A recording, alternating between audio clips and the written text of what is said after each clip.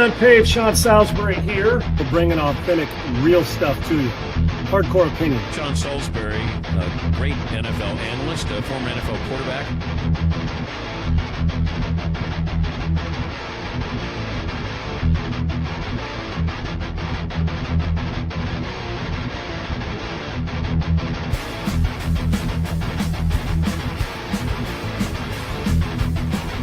To me, Tom Brady is the GOAT because he's done more with less than any player at that position we've ever had.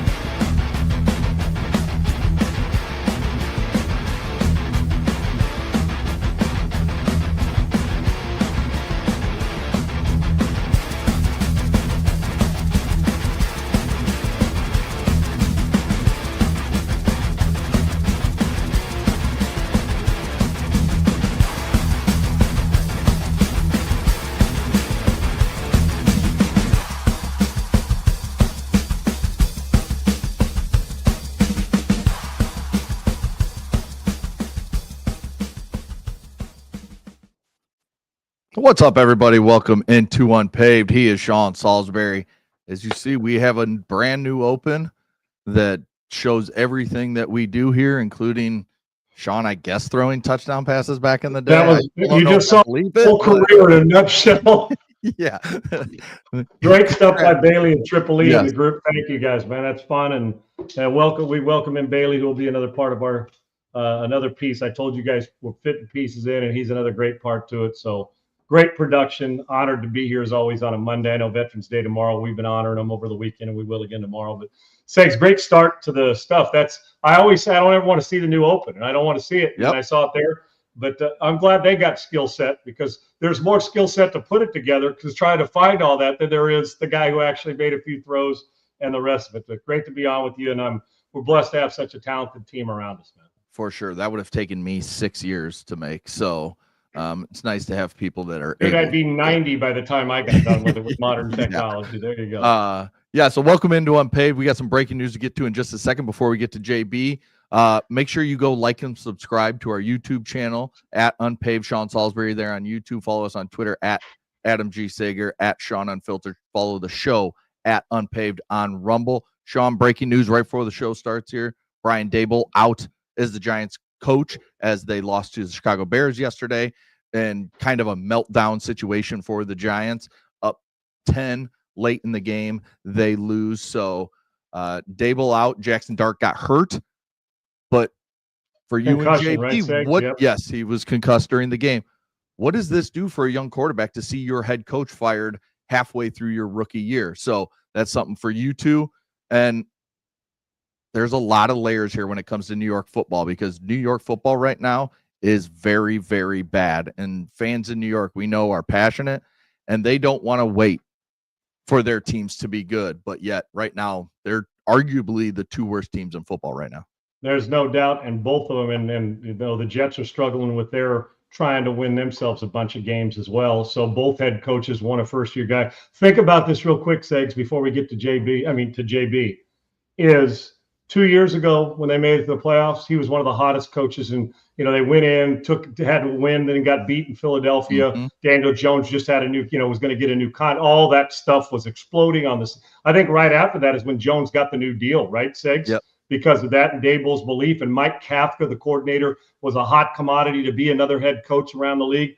Just like that, it goes sideways. And to answer your question, and I know you and I will come back and talk about it, and I'll bring in JB with this, is Jackson Dart had to know, he gets drafted. You don't know. It's not like you can pick a college like you do when you come out of high school. He got drafted by the Giants. I'm sure in his mind, he said, well, we can save the job. But as a young quarterback, you got to know the chances of you being with the same coach your entire career, that's reserved for the Mahomeses in Kansas City. So you go in almost scarred to this. And Jackson Dart was at SC.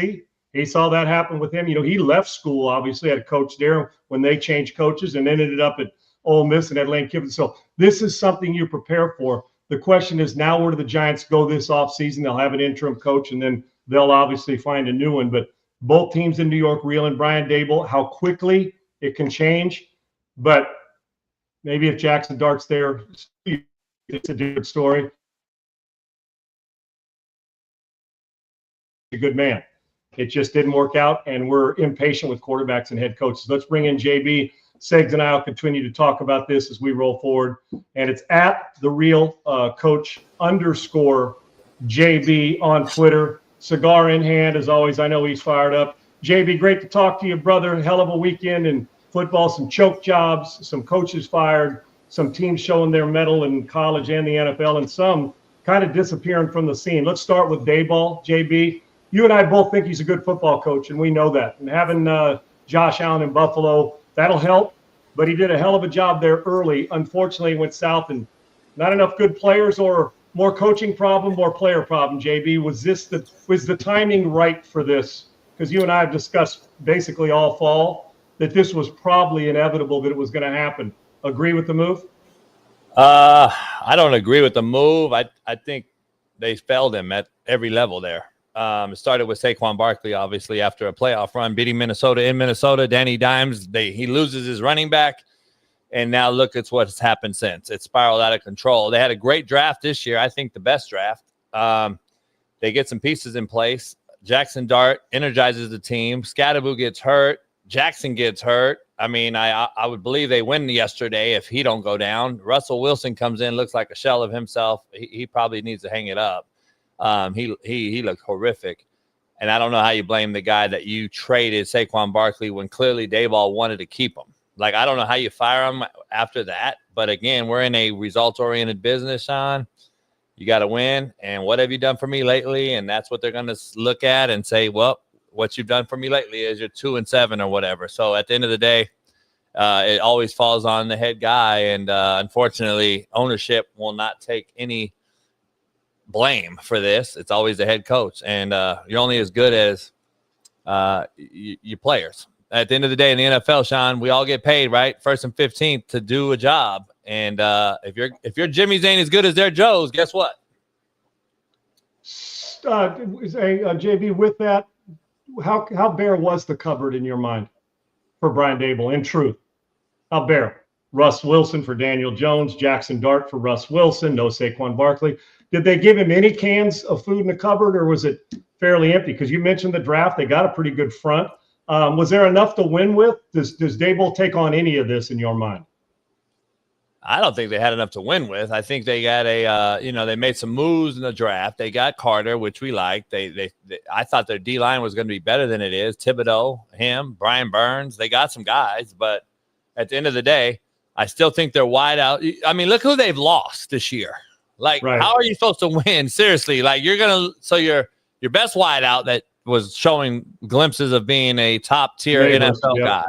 And Neighbor, you could say he's a shitbird or whatever, but at the end of the day, he was unbelievable. Scatterboo, who was an energetic, I mean, it looks like, damn near Larry Zonka out there. And then you get this young, energized quarterback who is kind of the team is behind, and he gets hurt yesterday. Like, I don't know what you expect the head guy to do. Go play for you? I don't know. But at the end of the day, I don't think anybody was going to get through that deal, did you? I don't think anybody gets it. I don't get it.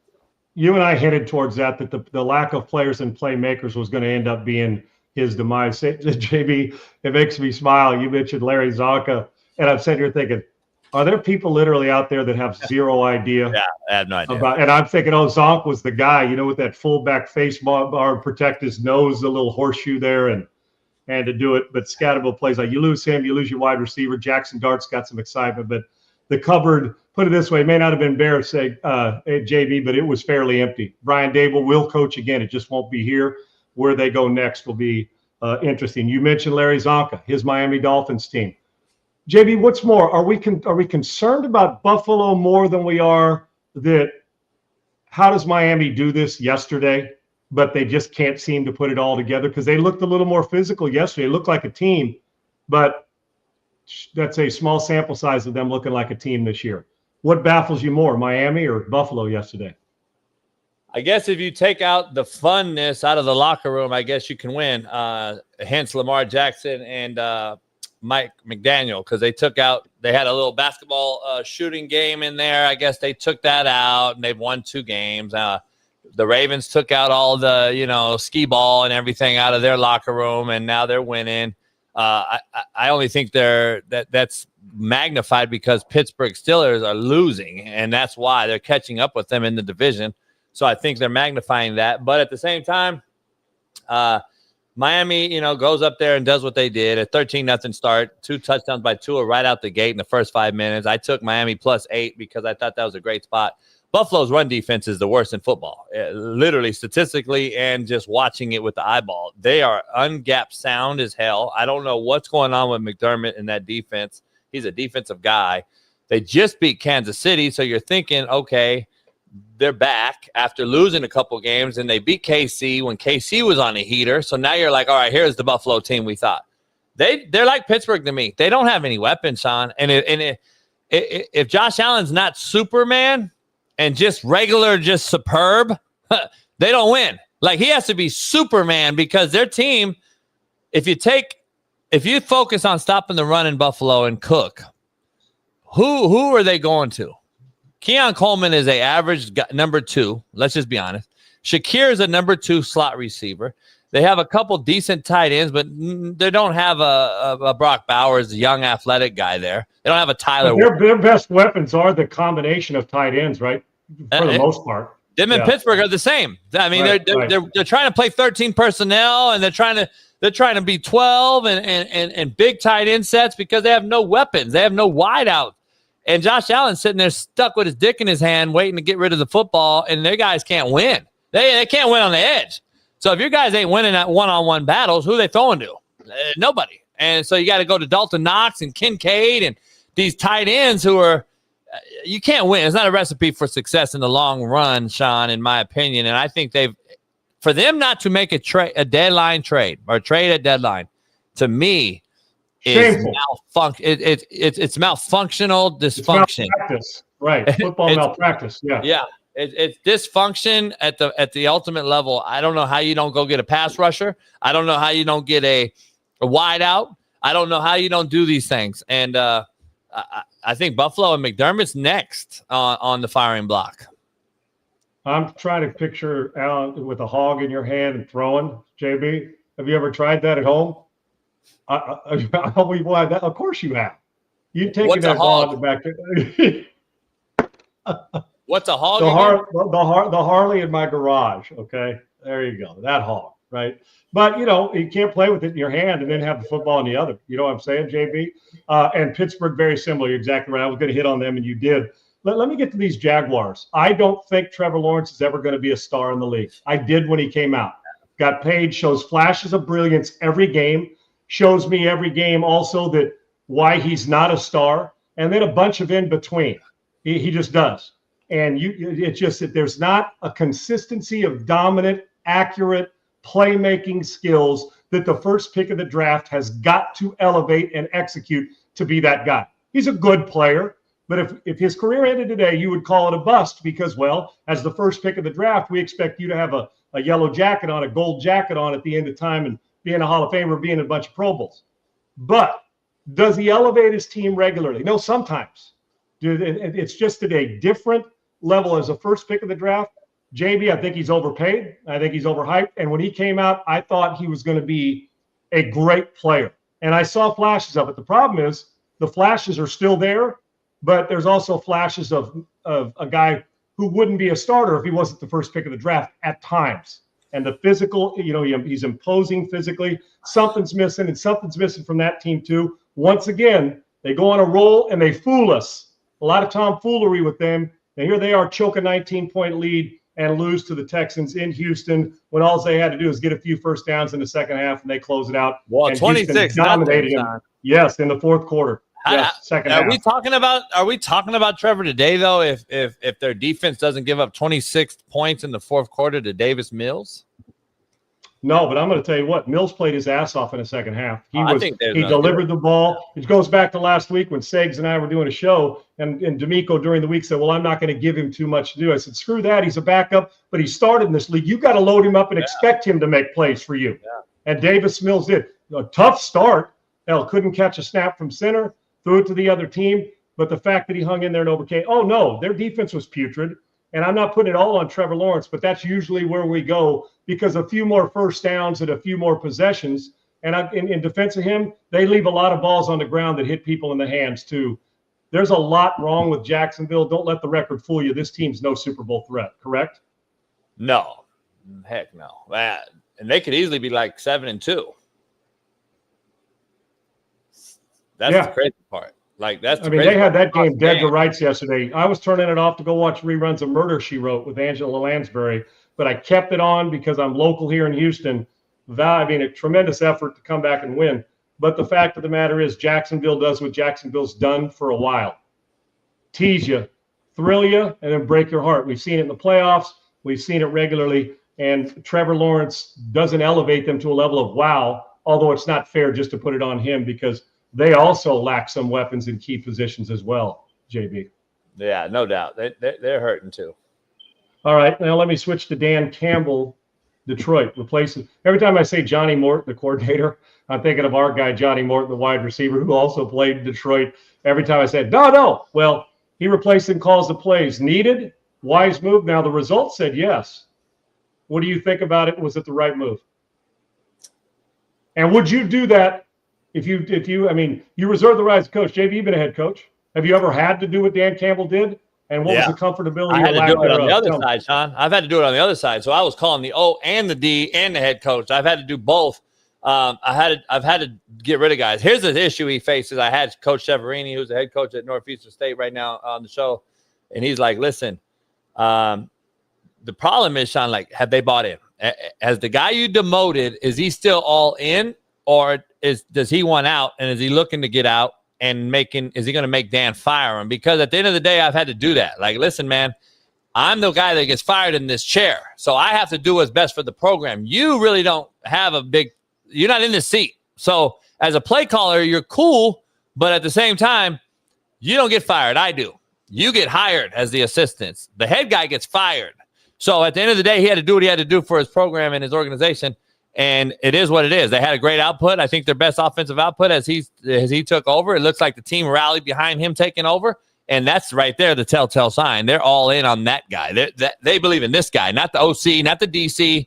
They're as good as this guy and what they believe in and run through a wall for that guy. And that's at the end of the day. Now, his plate is going to be fuller. Now he's got to watch more defense, less special teams as the CEO, manager of the team. He's got to now focus on defensive scouting reports for every team and opponent and then forward opponent. So he's got to prep now double, triple time as the head coach, CEO. So his plate's full, but guess what? That's what our jobs are, man. We're the CEO. Leaders create more leaders, not more followers. He's got to create now a bunch more leaders, and now we got to see. Now he's got to watch. He's got to have a 24/7 axis on his head spinning around now looking at, is this guy all in here as I demoted him just to be the quarterback coach now? Is he still going to help me out, or is he going to be sucking his teeth? As you know how that goes, Sean. And now I got to fire the guy. So, listen, he clearly wasn't happy, or it wasn't to his expectation. He probably hired from within. Well, that's what he did after, Ben left. Johnson. And Ben's doing what he does. And you never seen him with the play call sheet with Ben Johnson calling it, right? So now he's got a play call sheet the last couple weeks. People started to speculate. Did he take over? I think he started to gradually do so. And now he came out finally and said, I had to take over, and it's what I thought was best for the team. And that's just is what it is.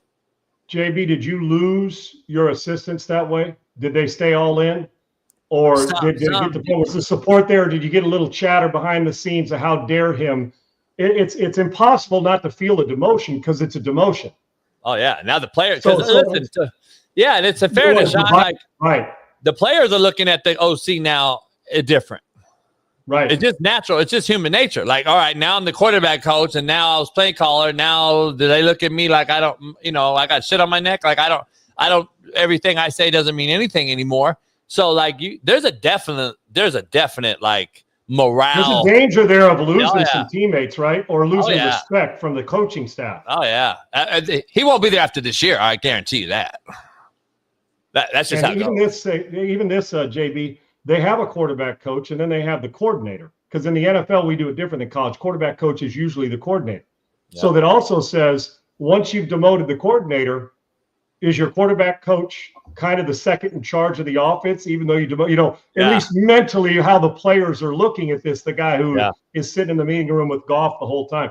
It You is a hope he's slippery professional. slope, but one that Dan obviously, yes, that there's not chatter behind the scenes and that gossip And you that hope, goes you on hope that he's, can tear a locker he's room apart. hoping, you hope he's all in helping Dan, like, get the scouting report, the card, getting all the Right. down and distance stuff ready, getting all the percentages ready, the down and distance. This is what they give me on second down, first down, short, second and long, third and short. This is what we're going to see, coach. Expect this. Hopefully he's all in and he's not just kind of, because body language is going to tell Dan real quick if he's all in or all out. And I'm sure he had that Right. conversation with them. I'm sure Dan had that conversation.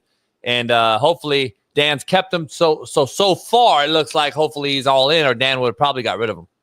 Right. All right. Let me give you this last topic before I let you go. And I know you had a great show this morning with passion.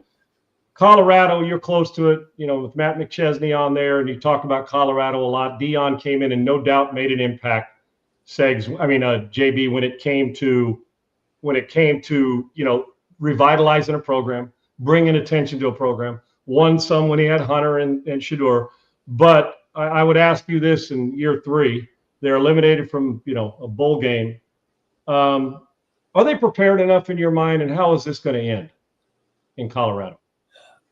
I don't know. I never thought he would get past year 3. I was looking forward for him in year 3 to see the progression, because year 3 is when the head coach, in my opinion, defines who they are, whether it's the culture, whether it's the development, whether it's the recruiting, whether it's the buy-in from all parts and facets of the program, meaning AD, administration, players wanting to go there, etc.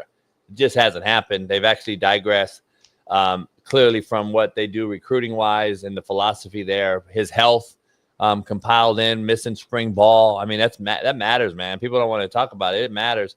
And there's no knock on Dion for it. One of the best players ever to play football. At the end of the day, though, he's hired a bunch of people that's never recruited in their life, never coached in their life, but they're Hall of Famers as players. Doesn't mean they're Hall of Famers as coaches. And this is a different ballgame. Half the players don't even know who you are, Warren Sapp, Marshall Faulk. No offense. That's just what Sean and I just alluded to with Larry Zonka take. They're not even, half of them probably don't know who those guys are. And now you're going to go out and recruit and understand. We get it. We know who you are. But if you haven't been into a household and understand the grind, turning over rocks, finding players that, not just are on 247 Sports 5-star lists. No, there's players out there that in 300 million people in America that you can go find that aren't on a list, that are difference makers. That's recruiting, going to find new blood for your program. That's the definition. I don't think they have a guy on their staff that does that. And Andre Hart is a friend of mine who's the coach's linebackers there. He's a recruiter, but he's not enough. And you can see it. And he's only coached his son at quarterback. You can clearly tell that was a huge, huge deficiency, because you get a big-time quarterback as a freshman, and now it's week 9, and that's when you decide to start him. That is an inexperienced head coach in at that position at the end of the day. That means you've been comfortable coaching your own son for so long that now when it's not him, you don't know what to do. You don't know where to turn. And you don't have a Travis Hunter no more. Those guys don't fall off trees, and you clearly didn't replenish the cabinets and the cupboards. And now it might be the end of it, in my opinion, because you're under 500 as a head coach. You haven't won a big time game. You haven't won any bowl games, either going back to Jackson State. You're the face that is iconic, and you bring in a lot of money. But at some point, just like Brian Daboll learned today, wins and losses is going to trump anything else, because at the end of the day, social media and all this other stuff goes out there. It goes viral. You can pay a guy a lot of money, Sean, but at the end of the day, if you don't win, eventually it runs stale. And he's got a bunch of what I call prime sexuals now even going at him. His own defenders now turning on him. That's what we are. That's what social media is. They'll love you one day and hate you the next. So unfortunately, his health and everything else compiled in there, I just don't see how you can do it comfortably or energetically day in, day out when you're worried about health. JB, I got to end with this. You played the position, quarterback. You've coached it. You've coached championship teams. What's tougher? I know people would say, of course, it's tougher to play. But in truth, you think about Warren. I love Sapp. Marshall Faulk's one of the smartest football guys I've ever been around. He just is. Love him. But sometimes, the friendships and all that get in, and you think coaching is going to be easier. What's tougher, to be a great player or to be a great coach?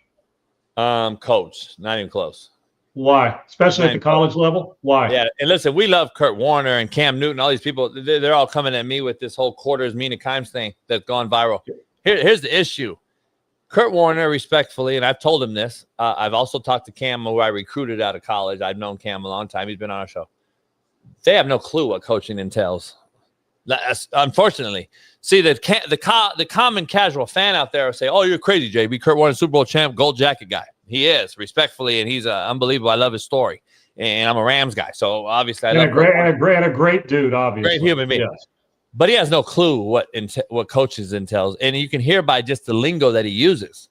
Like quarters coverage and cover 4 are completely different galaxies. He keeps using the same terms. Those are two completely different things, Sean. And when you're a coach versus a player, because you see 4-shell, you think, you know how many coverages under 4-shell there are? 1,000. Well, most will just say, most will call it 4 across the board. If cover 4. Cover 4. Well, that's what you can tell that you've never coached anybody other than your kids out in the backyard. And that is why I don't think people respect what we've actually had to do for the last 20 plus years, going from player to coach. And listen, a lot of great players have shown you that coaching's not that easy, is it? You could be the greatest player in Deion Sanders you want, but he's 16 and 19 as a head coach. It's not that easy, is it? Mike Singletary got fired pretty quick in Frisco, didn't he? It's not as easy as you think when you're a great player. Warren Sapp, Marshall Faulk's learning real quick that it's not as easy as you thought. You could be the greatest player, but what happens is when you're a great player, Sean, and you go coach, why you can't backpedal, turn, and run and go pick that ball off? Like they act like it's supposed to be like why Warren's trying to coach guys that why can't you do how good I was, or Marshall Faulk being a versatile 3-down back? And I was saying that during pre-shows, the hardest thing to do as a guy who's been in it and coach, all that stuff and played it, is your expectations of the guy you're coaching. You expect him to be as good as you if you're Marshall and Warren. And in truth, there's going to be very few that are as good as those two. And because the number one thing is, Sean, is the patient side. Right. You don't have patience because you pick it up and put it down because you're so much better.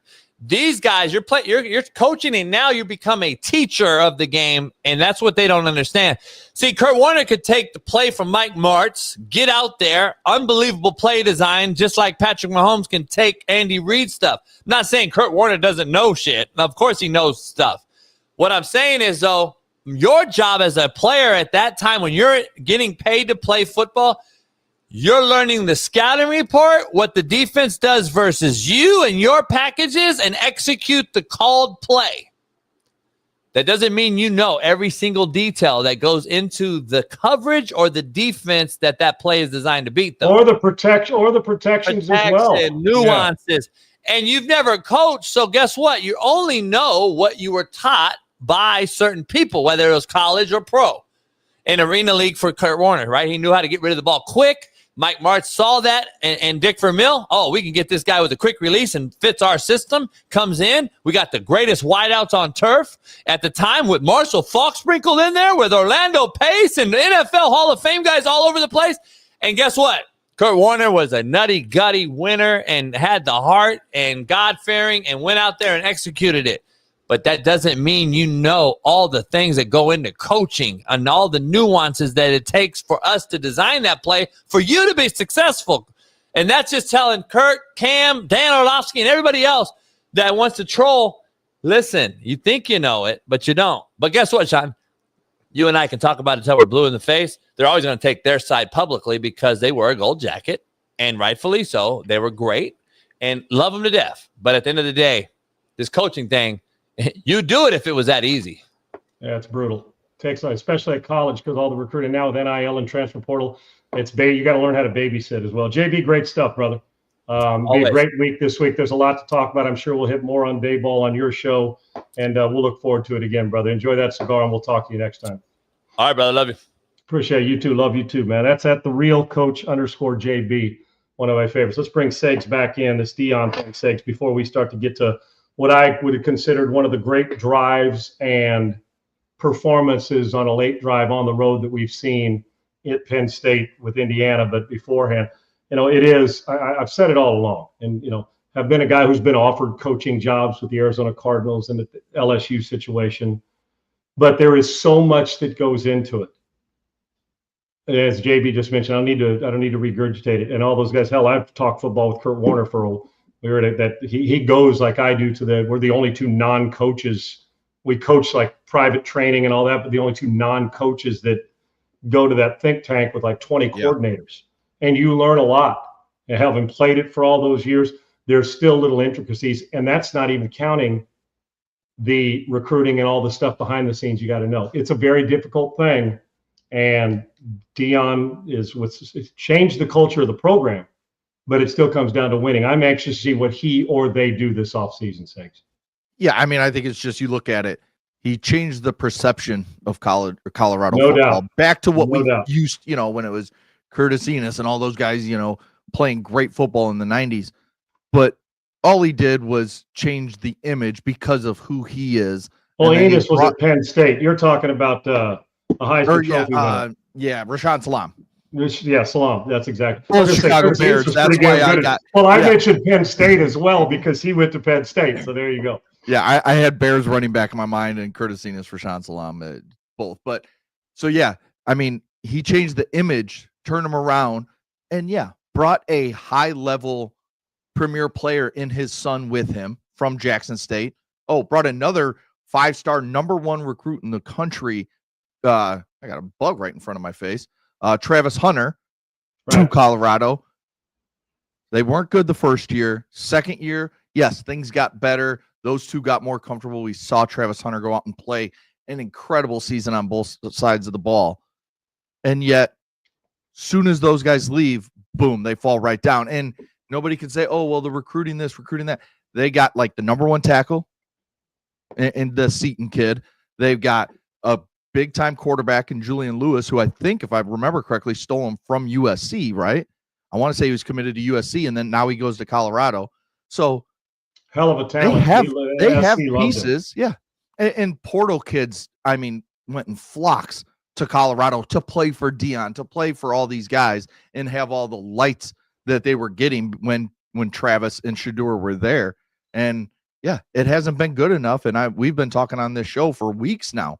I thought Deion Sanders and Luke Fickell should have been fired, and Luke Fickell's keeping his job. And so far, Deion Sanders just continues to lose in historic fashion, and yet he's still the head coach of Colorado. So I'm anxious to see what he does health moving forward, and if he wants to coach more, depending on what happens at Colorado, right? How much longer he wants to coach there, or if something happens and he leaves or they move on from him, will he throw his name into the hopper for other jobs that are open? Right. Or will he take time off? And really, he's been pretty, quiet. When I say quiet, it's not like he let all the inner details. I know he's going through a bunch of surgeries on his foot. I mean, some health, where he is in that process that he knows, and so we can obviously pray and root for him. But there's going to be some decisions that have to be made in Colorado and Segs, which leads us to college football talk to start off. I've seen a lot of players this year and a lot of players over the course of time and make great drives. And I think that Cignetti has done a great job at Indiana. And while Penn State is not the same team that they've been, going to Happy Valley, winning on the road when you're down and having to go in about $125 after taking the first sack of the drive, you're from behind, happen to go 80 yards, the length of the field, and then the second down play is like second 17. Having to go the length of the field is a brutal thing to have to do there. And then for the way it turned out, a Heisman Trophy moment, signature moment. And if you were an NFL scout, all you needed to see was about 5 plays at the end to know who Fernando Mendoza is. It was a phenomenal win, my man. Yeah, I mean, what a drive. I was actually going to my little nephew's, their varsity playoff game. So I'm standing at the fence at the game while they're warming up. And I've got my phone on watching the final drive. I'm like literally standing there. I had people coming up behind me to watch the end of the game because it was just, when I left, it was, okay, Penn State's going to win this. And then Indiana gets the ball back. And then boom, the first play, the sack, you're like, oh, crap. And then he just takes off, and it was incredible. Well, let me show you something. Start that video over again, Tripoli. Hold it right there for a second. Freeze it. Okay. What I'm going to do is I'm going to show, without drawing all 22 up, Sakes, right, just to kind of give you a little visual. When we get our telestrator done, and set up a big studio. It'll be much easier. But I'm just going to draw like a half line and what you're looking for on this final drive. Remember, he takes a sack, so it's 2nd 17. Yeah. So if we're drawing this, you tell me if you can see it, okay? Say if this is the center, and I'm just going to draw the 2 wide receivers, the Y and the Z if you want, however. And against this, that first 2nd 17 play is that's a light. So I'm sorry about that. Yeah, you're good. You guys can see. We can see it. That's it. You can see the whole. Can you see these things? The whole thing? Yep. Okay, perfect. So I'm just going to drop in the QB back here in the gun without drawing it all. When we call a seam play, it's a vertical play. If the middle of the field is closed, then that means hash marks. We don't want to run into the middle of the field. So this guy's got to see that. So does this guy, right? So you call all verts, and you're trying to put this guy in a bind with double seams. Well, boom. Great job of widening and staying outside the hash marks for what we call, it's just a 1-ball rip shot. Catch the ball, put your foot in the ground. He took a quick reset and throw it. 2nd 17. You do not want to bend it into this guy. That's middle of the field open stuff, which we'll see later in this drive. Middle of the field closed. Keep it wide so your quarterback has a shot, and you have got to get the ball out on time. It's right over the outstretched arms, the underneath guy right there. Watch this first play. This is 2nd 17, I believe. No timeouts, about $1:20 to go. Bam! Keeps him outside the hash mark so the middle safety doesn't have a chance. Now, all 22 may look different. So, bam, there's the catch and tackle. So they come back up the next play. Segs, let me wipe this off real quick for us. Just over here so we can get this done. Bam, bam, bam. Let me spray it. See, we'll keep talking. Come on now. There you go. I want to make sure I get it done right for you guys. Okay, so here's this now. We got working sidelines. Now they're into the hash mark, Segs. So they're on the short side of the field. Yep. Just going to run up, boom, a little out, a little small comeback. 1, 2, 3. Going to bust it over the sidelines. Now watch Mendoza here, protecting the ball, off coverage. Even if it's press, you're pushing and pushing them up. Good coverage, but watch the location of this throw on the out cut. 1, 2, 3, quick hitch, ball out. Bam. Bring him down the stem, little 10, 12-yard gain. So then what was it, 2nd 10, first down. Now they're going to come back, Segs. Freeze it right there. Going to come back now on this one. And then we're coming to the other seam route, Segs. So we call the same play. We got him on it on 2nd 17, right? Now, middle of the field open. That right there, hash marks. Middle of the field open is mofo. Middle of the field open. We don't want to run to be covered, send 2 guys up the seam. So we'll designate a guy the bender. And if it's this guy right here, which it was, so same play call, but this time the Y sees the. Now it's wet as hell. Sorry about that. I know everybody loves that term, but I don't know why my marker's not working. Let me change markers on this. Wet as hell, where they go. And now we're going to run what we call a bender off this. So the middle of the field, the safety split. We want to take the middle of the field instead of run to be covered. Same play call. All we're doing is telling this Y, you're the bender, man. You got to make the adjustment. I'm going to throw you inside. Same trajectory, everything. Watch the play now. 1st and 10. Gets the same call he did, but now they got to adjust. Bam, bender inside the hash marks. So he brings him in away from trouble. He's protecting him from the most dangerous guy. Bam, keeping it away from that safety. You never want to cross to the center where the ball's lined up, and he throws the bender. Okay, now we'll go to the next one, which along this way, guys, while we're talking about this, think about the great catches that were made as well. I'm not just taking it away. These last 2 catches are a bit mind-boggling under the circumstances and pressure of the game. Now we're over here, Segs, quarterback in the gun. We have, boom, back shoulder fade. He's running a fade, but if the guy's with him or in front of him where you can't get it over the top, he has to throw about a 1.3 ball to give him a chance. He goes in high points. Watch this catch. Now watch where the location of the football is. If he throws it inside, you're in trouble. If he throws it too high, which he almost did, watch not only the body control, but watch this. Now, it's a far throw, too, now. Middle of the field, you got to throw it to the bottom of the field, sets his feet, freeze it. That is a phenomenal, back a little bit. Look where he throws it. Bring that back a little bit and freeze it at the top of the catch if you can. Guys, see this? Sets his feet, quick hitch, freeze. Now, look at the coverage. Look at the receiver's eyes on the ball. Steve Large said to me when I was a rookie, when he attacked the point of the football.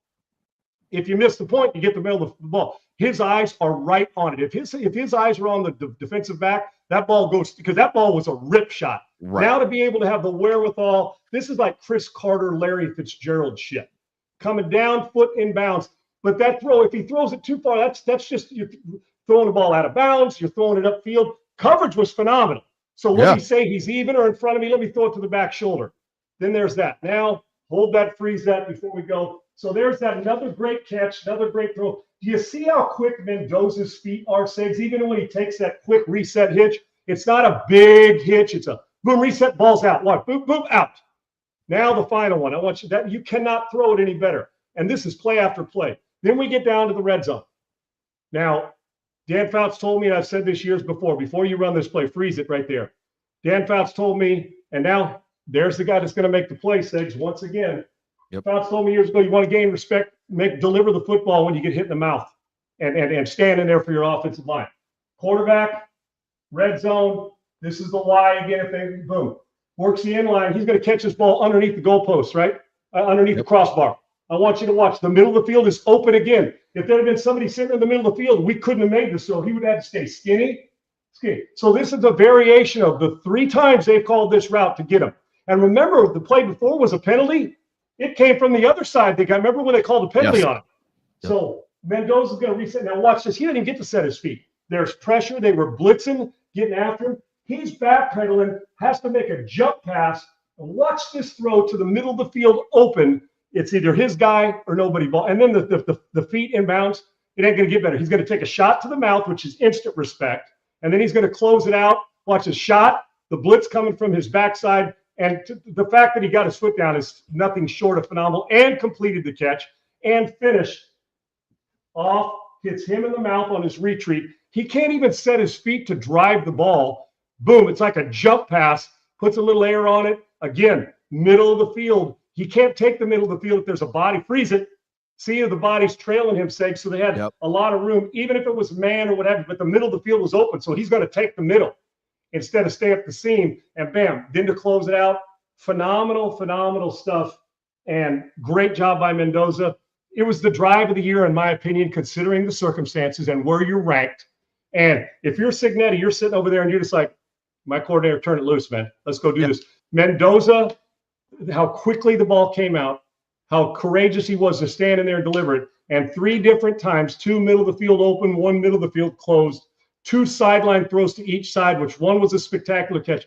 To Reed, get it out on time, no timeouts, length of the field, ball game over. This team's dangerous. And Mendoza, if you're an NFL scout watching, you're saying this kid was different and he delivered the ball. And you got to have some help from your friends to do something. It's like a long run from a running back, Segs. You got to have some blocking downfield by a receiver, right? Hines Ward was so great. To get somebody down there, you got to go knock the shit out of somebody for those guys to break the long runs. Just like as a receiver, you got to do something that others don't do or can't on a drive like that, and have a quarterback who has the balls dangling down to his ankle to deliver it, middle of the field open and close. It's one of the easiest concepts in the world.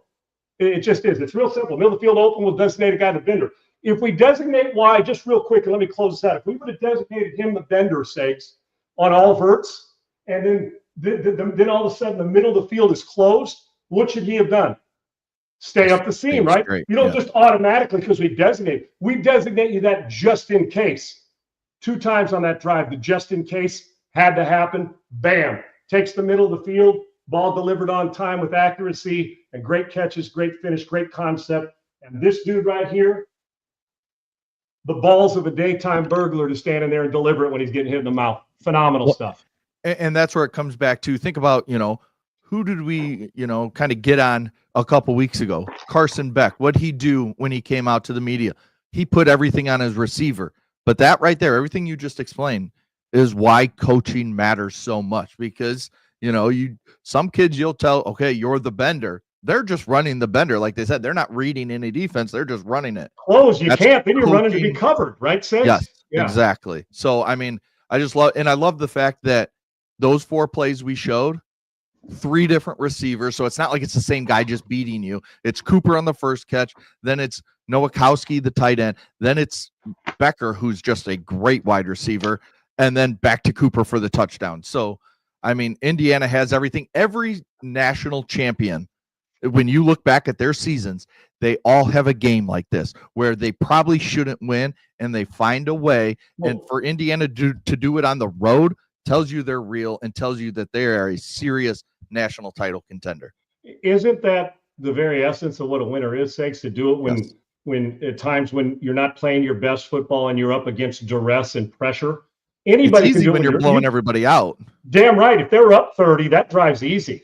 But I also want you to think about how the coach prepares them for this and how didn't they look like, and Segs, when I call it a bender, I can't have you kind of run a bender. If we're calling that and you got to read it, you got to run because that's where the ball's coming out. If I say we're going to run the fade, they don't automatically say back shoulder on the one to the left. They call it a go route or a fade, and you got to adjust to the rip shot and come off it. So you're thinking go. You want the defensive back to think you're trying to run by him. Boom, back shoulder. You got to put your foot in the ground, and the throw's got to be precise and dynamic. Just a simple outcut on the second play, Segs, of the drive, just to know, I got to push up. I got to get out of bounds, run it. If I call a 10-yard outcut, I don't want you to run it at 8 or 12. I need you to run it at 10. The most impressive thing, aside from about 20 different impressive things and the line to give him protection other than the free runner on the touchdown on the blitz. Yeah. But that's the quarterback's job. You've got to beat the guy with the throw down there. And remember, they got a 12th man down in the red zone. That's why it's so hard in the red zone. Why? The end zone. You get the back of the end zone. I don't have to defend a 40-yard throw. So I'm squeezing everything, slant routes, everything. It's compressed. So the ball's got to come out on time even more so. The most impressive part of the drive, Sags, what do offenses like to do? Give me a screen or a draw on the first play of a drive to get some yards. They took a sack. It's 2nd and 17. You're thinking, no way. Bam, bam, bam, bam, touchdown. After a sack, it would have been easy to come unraveled and say, we're the number 2 team in the country. We're at Penn State. Man, what are we going to do now? What he did, he got back up, got to the line of scrimmage. They already had the play design, ran the seam route, stayed up the seam outside the hash, didn't leak him in. The throw was exactly what protected him with the ball. Now we're on to something. Yeah. You saw the end result. Phenomenal drive. Yeah, it just, like you said, this was Fernando Mendoza's Heisman moment. There's no doubt. Can he finish it off? Draft moment too, say. Yes. Maybe. Well, I think that's kind of coming into clarity that he would right now by every mock draft you see, every draft Nick talking, Fernando Mendoza is the number 1 pick in this draft right now with Ty Simpson and Dante Moore kind of right behind him. And that's whoever comes out. I mean, we gave everybody else credit at the end, exactly what a starting quarterback's supposed to give everybody else the credit they deserve. Love the kid. It was signature, man. That's a signature hole at a golf course. That was a signature moment for him. And he's been doing it all year. And tribute to Cignetti, remember, he's had 2 starting quarterbacks. I mean, one got hurt last year, but he's doing this, what he's done with this team with a different starting quarterback now, counting the injury last year, 3 different cats, and this one's better than all of them. He's special. And I mean, if you're a Hoosiers fan, you just have to be so excited the fact that Indiana was able to lock this guy down to his contract with all the Penn State rumors with, could he go to Florida? Could he, he said, no, I'm staying where I'm building this at Indiana in Bloomington. And I'm going to be here for the next, I think it was an 8-year contract. He signed for like $90-something million. So good for Indiana. Good for Cignetti and great for Mendoza to have that drive. Proud, man. And he even said, he goes, I'm so proud of these kids. And they put their time in. And Segs, you can't do that unless you practice it. Right. You know what I'm saying? And you practice it and practice it. It was almost as if Penn State played into their hands by giving them $120 to play, right? Yeah. And that sack with a loss of 7, you saw the monitor say 2nd and 17, to deliver it on time and to get that right back. Then it wasn't 4th and 17 where you're desperate or 3rd and 17. Boom, just deliver it, keep it going. And it was precision and surgical and great friggin' throws and finishing catches on those last 2. We will continue to talk some college football tomorrow. We got Texas A&M. We got Texas Tech winning big over BYU. We got some other games, Oregon beating Iowa. So we had some really fun college football games. Bama finishing off LSU, just to kind of put that final nail in that coffin of a bad LSU season. But let's jump to the NFL, Sean. We kind of crowned it the game of the weekend in the NFL. Patriots at Bucks did not disappoint. I thought both teams played well. Drake May didn't play this great football. Tampa gave him a little bit of trouble early on, especially. Baker played really well, but the Pats just continue to find ways to win games, and they are now sitting 8-2 or 7-2, whatever they are. Can't remember off the top of my head, but they take down a really good NFC team in the Bucs in Tampa Bay. The thing that stuck out to me, I'm not sure, Segs, as I watch him throw the ball, he is one of the best pure passers in this league in Drake May. He is. And you can see he's now starting to play like a guy who's been in the league 5, 6, 7 years. There's a command when I watch him play that's different. It just is. And they don't. I'm telling you, I can roll through. There's a lot better weapons at a lot of places. Segs. There just is. There is a lot better perimeter weapons. Not to diminish who they are, but better. But the thing that sticks out to me is, with no shock, is the way the Patriots and Mike Vrabel's team plays defense. When you threaten them, they have a fine, and it kind of goes together. They always seem to respond. Does that make sense? And they got Tampa at their own game yesterday. Normally, Tampa's going, boom, you give Segs, when you tell me when they were driving at the end of the game, you didn't think Tampa was going in to score. Oh, yeah. I did. Sure. Baker has the ball last. Just the Baker we've seen all season long. That's exactly right. They know how to win close games, and they keep doing it, meaning Tampa. Well, defense shut them down on 4th and short. They did a great job of keeping them out on a couple 3rd and shorts, 4th and shorts in the second half to get the ball back. So they did. I mean, it did not matter. So the defense came up, and then the offense, when you caught back, when you scored, they go down and respond, whether it's a good special teams return, whether it's Drake May delivering the ball on time, whether it's a big run, they just responded. And now it looks to me, watching the Patriots play, like they actually know that they're good. I think that times early in the season, they were like, I think we're good. And I've been on teams like that. Yeah, damn, we're 5-2. It's kind of like Indiana. And I couldn't disagree, and I love the stuff. I couldn't disagree with Grass Guy more on this. Indiana is as good as people think. I don't know what that means, because I know that, they played Penn State close and other teams kept them close. I just know they've gone into two hostile environments, regardless, Penn State and Oregon, and won. Now, I don't know if they're going to win the national title, but they are good. Their quarterback's real, the coach is real, and they get after it, and they knock the shit out of you. So they are real. It's the same thing with New England. They now got to the point where they actually think they're really good. And they are. And they have what it has. Physical, nasty defense that gets after it. They don't make excuses for the lack of weapons that they may have offensively. And a quarterback who stands in the pocket, delivers it, and is as good a thrower of the football as we have in this league. And a coach who Tennessee should have never got rid of in the first place. He just didn't have players. They got rid of the players. They just didn't, and then they eventually got rid of the coach. Kind of like they do Daboll, right? Yeah. Get rid of some of your best players. You can't do it or guys get hurt. So I was so impressed, because I was damn sure Tampa was driving to go put this thing. I was. But every time they did, response from New England. And 2 weeks ago, I said it. I think New England is possibly win the division. I'm convinced right now that overall, they're every bit. See, New England's got a bunch of different ways to beat you. Even if Drake May plays good but not great, they're still good enough to beat you in certain ways. They just are. I don't know if Buffalo is. If Josh Allen plays average, they're not beating. Well, we saw it yesterday. I'm talking about if he doesn't play spectacular. JB mentioned it. I felt like that. He's got to carry an 18-wheel truck on his back a lot. When he and Cook are going, they can score on anybody. Right. But they are, and I know, Six, you sent a message like they confuse you. Buffalo confused me too. 1 week, I think they're the best team in the league because I picked them to win the Super Bowl at the beginning of the year. But right now, they're not better than New England. And I don't care what anybody says. They're just not. Remember, we just put up a poll question last week. Who's the best team in the AFC? They won running away with it. And now you come back and you lose to the Dolphins. What do people think now? It's like, New England has to be considered the best team in the AFC right now. Colts kind of are taking a step back now. They did find a way, but they didn't look great. Taylor was stupid good. Well, yes, he's really it's crazy how good he is. Put it this way, New England plays the Colts. New England's a favorite in the game right now on a neutral site. Yes, I agree. I agree with that. And Travion Henderson, a rookie running back, 14 carries, almost 150 yards, 2 touchdowns. When you add that, give that weapon, give Drake May a run game, a real run game, that makes his job even that much easier. And we see the level that he's playing at. This throw not only throw, but look at the speed by Williams after the catch. Oh, freeze it at the top. Freeze. Now, clean pocket, right? Watch. Yep. So you say, I've always said, please give me a GoPro in the quarterback's helmet right here, please, Sage, so we can see what he's looking at. Now, I want you to see. You get a little separation on the little slant or cross right there by the left slot or left receiver. Look at really phenomenal pocket, right? Now, go a little forward and freeze it again.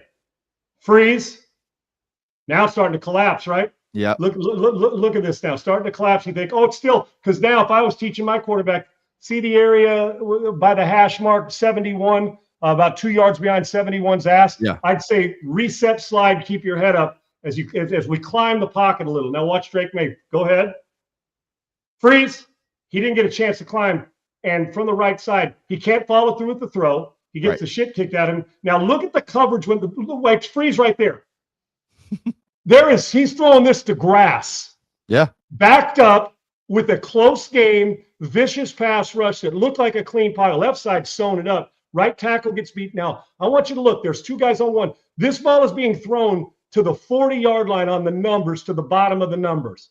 When this ball leaves his hand, he's got no idea other than, I know the coverage. I'm throwing it to grass because nobody's out in front of him. No defender's out in front of him. There's no friggin' way. And you think, how's he going to get enough on this? He couldn't finish the throw. Right. Now watch this. If you don't think he's a pure thrower with a rifle arm. Bingo. And look at the accuracy. And then if it's a bad throw, it's a catch and a tackle. Guy tries to undercut it, and there's about 3 guys with the angle. No friggin' shot. If it's a foot to the left, that's a pick six. That's exactly. And listen, I would have undercut it too if I'm 21. I would have done the same thing because the ball, that's a 30-yard throw on a line, getting hit in the mouth. You can't finish the throw. That you just hope it's in the catch radius, let alone in front. Run after the catch. I said, if you anticipate throw receivers open, and that's what he did.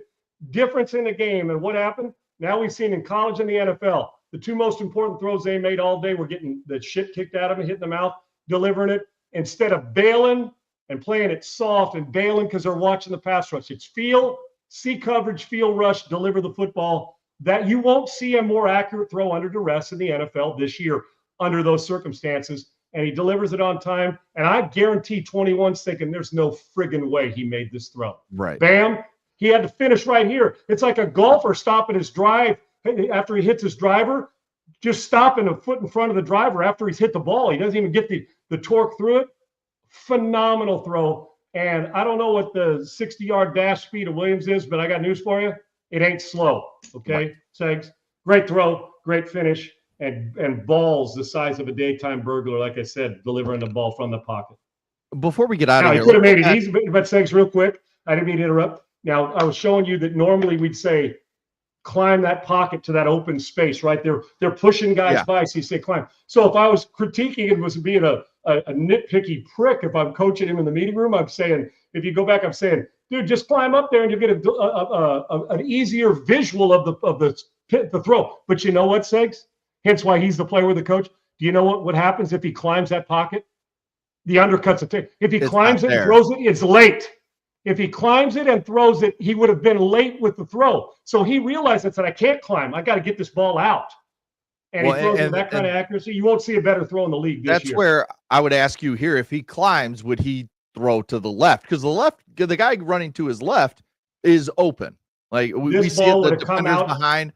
So it would have left side of the hash mark, Segs. He would, if he climbs here, he might have lost vision. Because look at see the underneath coverage guy there that ran underneath it before the hit. He's kind of staying in between the throw, and then he goes back even deeper. He comes back this side. See how the other guy's coming over the deep over route? He's going to throw the over route, try to make the same exact throw like on a crisscross to get it to him. But he realizes if I climb, I'm late.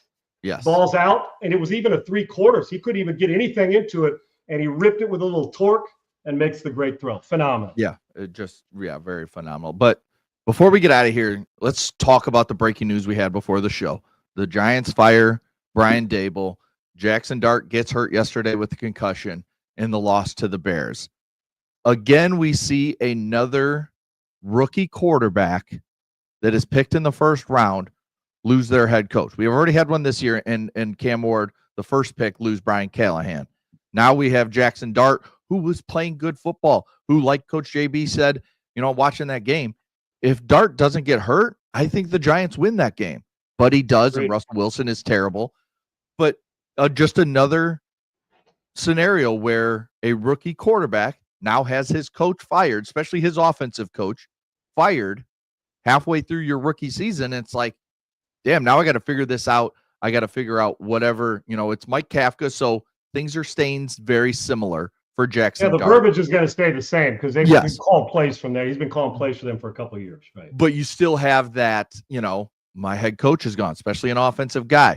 Cam Ward, you lose Brian Callahan, an offensive guy. It's just, when are we going to stop this trend that when you have a coach who's on the hot seat going into a season where you're probably going to take a rookie quarterback, fire the coach then and bring someone in that you think, okay, I think you and Jackson Dart can be the next duo to take us to a Super Bowl, instead of let's draft the quarterback, have him play under this guy, then we're going to fire him halfway through, and then we're going to go find someone else, so he has to learn a whole new offense. Sans Caleb Williams and others in the past. The Bears did it to Mitch Trubisky, Justin Fields, and Caleb Williams, and we've seen it other places as well.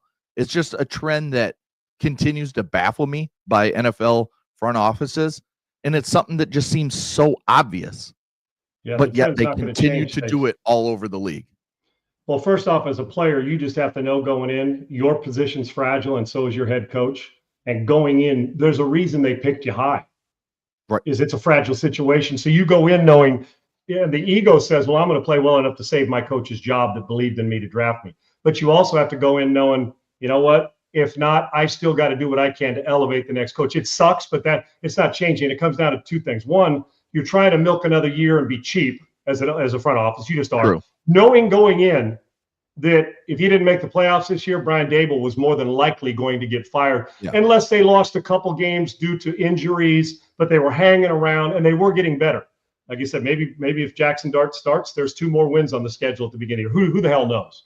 But I think that you had to be unreasonably good this year for the Giants. I'm talking about for the Giants to save Brian Dable's job. It's not going to change anytime soon, Segs, because you know what? They're going to try to hold on as long as they can to hope that it gets turned around. And when it doesn't, you're like, well, why wait? And then we're at this point of the season, halfway through the point.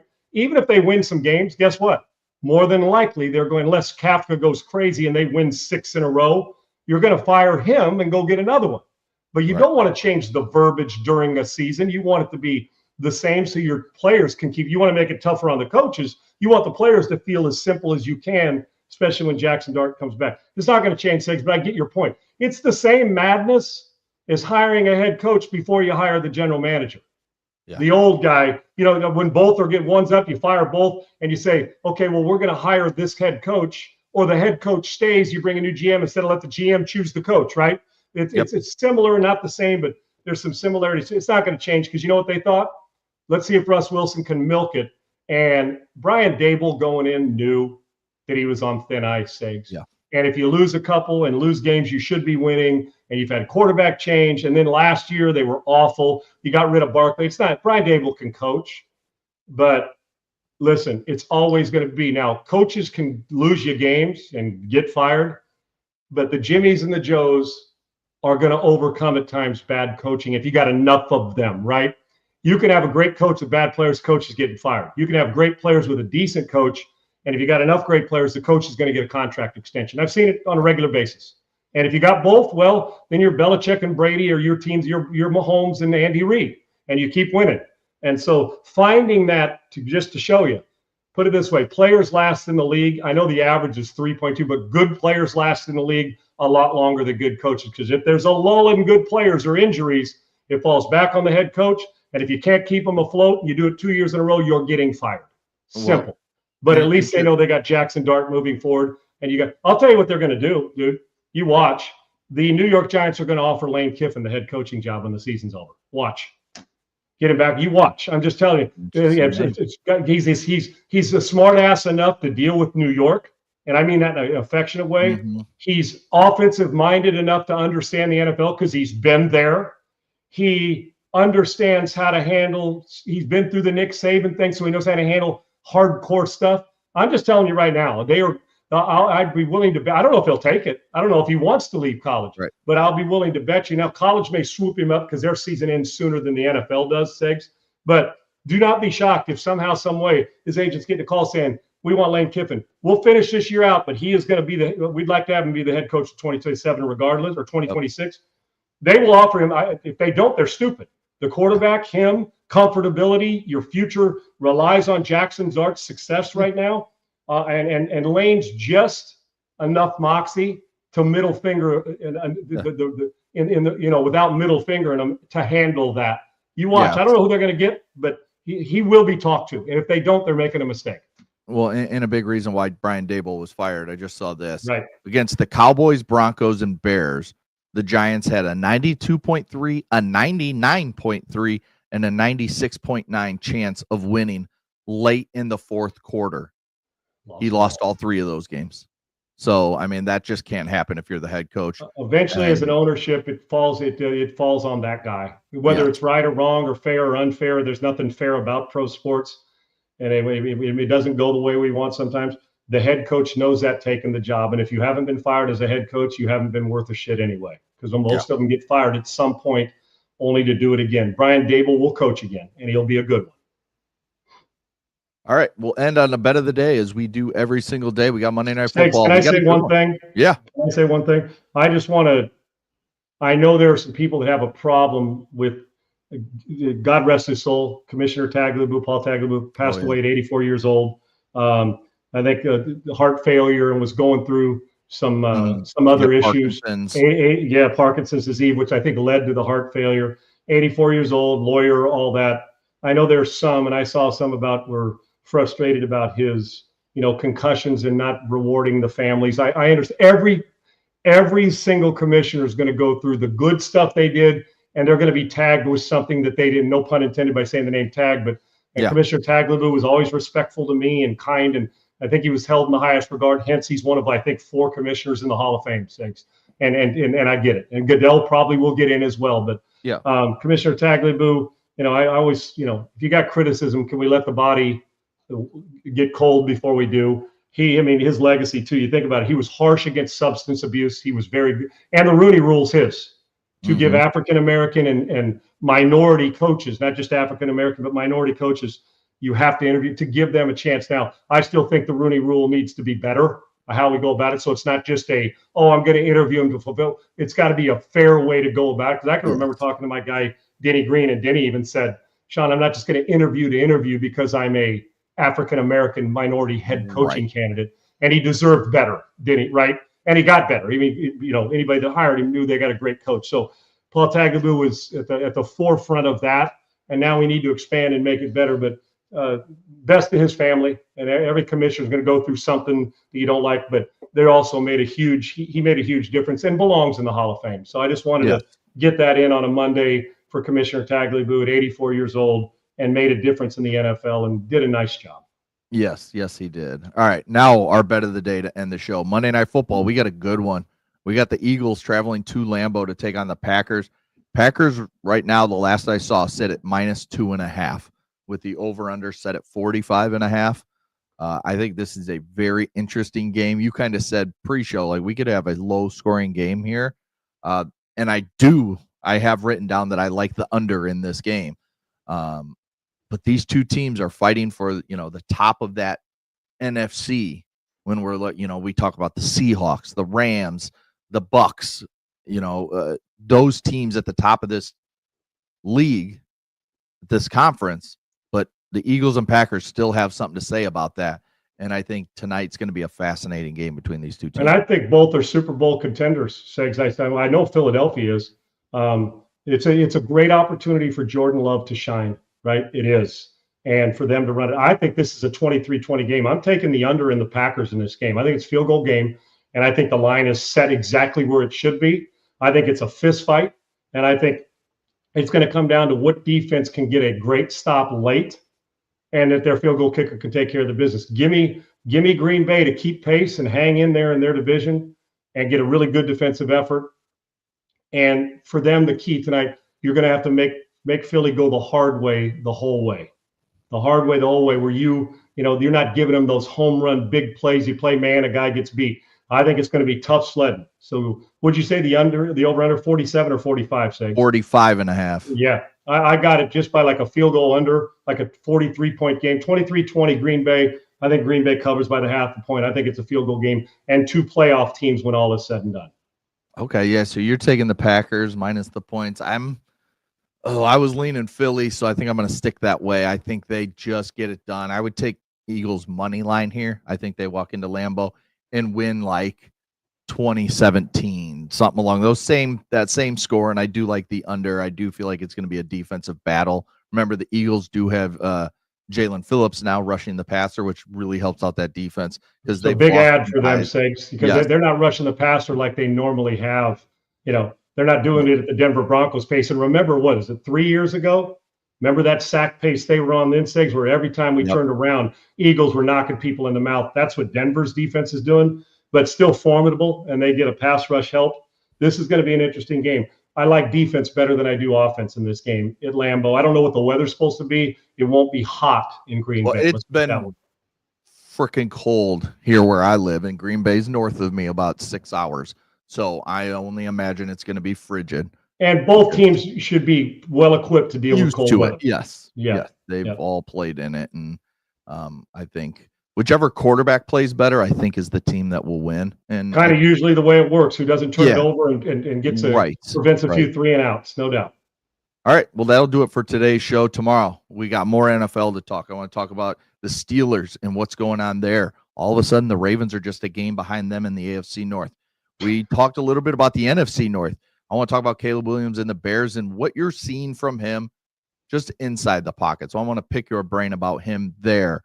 We also have Texas A&M. We to Texas Tech. We got Bama.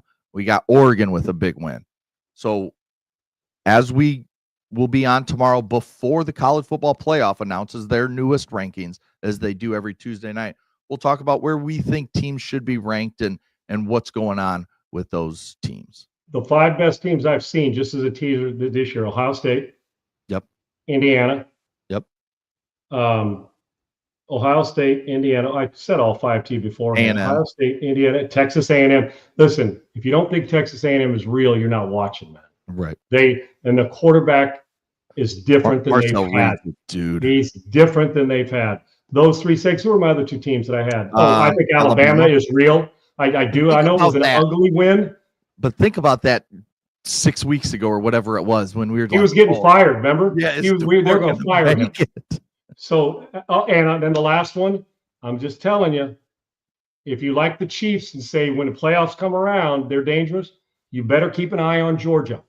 You better. I know that the rankings have them right. I get it. I'm just telling. So Georgia, in no particular, Georgia, Ohio State, Indiana, Texas A&M, and Alabama. All those, in my mind, are the 5 best consistent teams I've seen this year. And there's 5 or 6 more that can come. If Notre Dame continues to do their thing, they can come and people can see. What was the final score of the Notre Dame Navy game against? I just had it. I don't have it off the top of my head. I can't remember.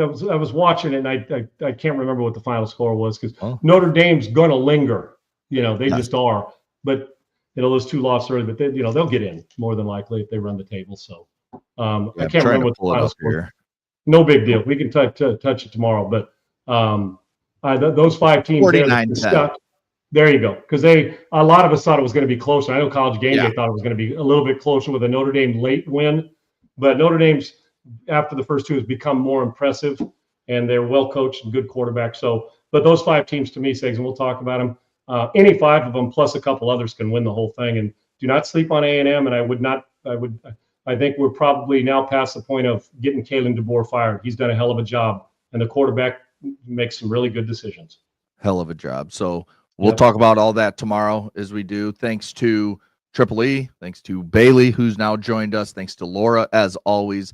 All of them behind the scenes, giving us all our great images. Our videos are open now, and everything that you see on all our social media platforms. So again, follow us at Unpaved on Rumble. Go like and subscribe to our YouTube channel and TikTok and Instagram and Threads and X and anything else, Facebook. There's so many damn social media All of them. companies. Right. Just go to all of them and search up Unpaved.